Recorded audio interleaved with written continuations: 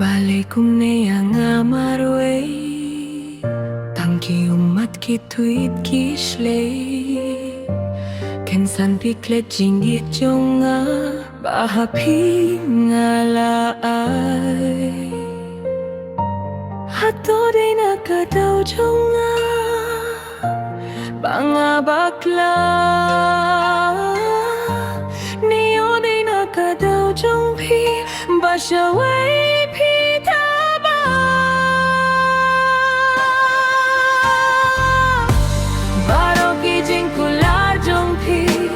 Hangaki kutang hendiatsni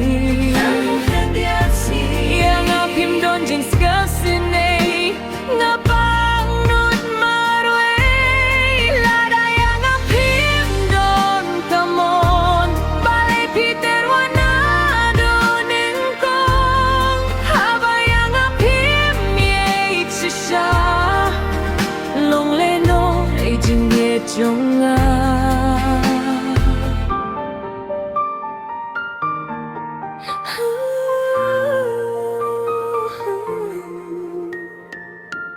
Habang ayay kan mauyapi Ngapang kamen simalakas ni Habang ayay kan mauyapi Ngaja umat malakas ni Baroki jengkular jongpi Hangaki kutang hendiats ni Tang hendiats ni Yang apim donjing skapsene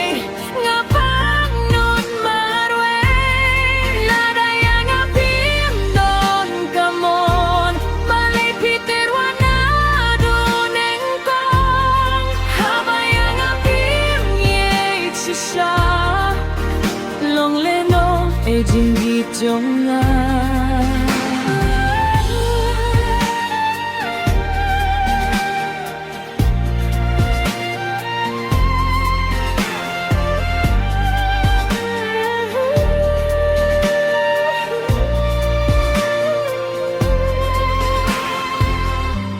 Balik kong nga marway Tangki umat kituit kishlay Kensan fiklet jingit jonga Bahapi ngalaan Hato day nakadaw jonga Banga bakla Neo day nakadaw jongpi Basyaway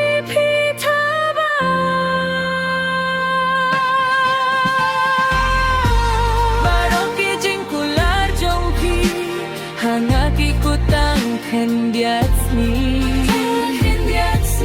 Yang apim donjing skapsene Ngapang nut marway Lada yang apim don kamon Balay Peter wanado nengkong Haba yang apim ye shisha Long leno ejing jonga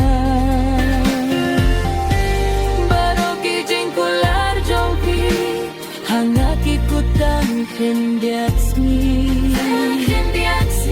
Yang apim donjing skapsene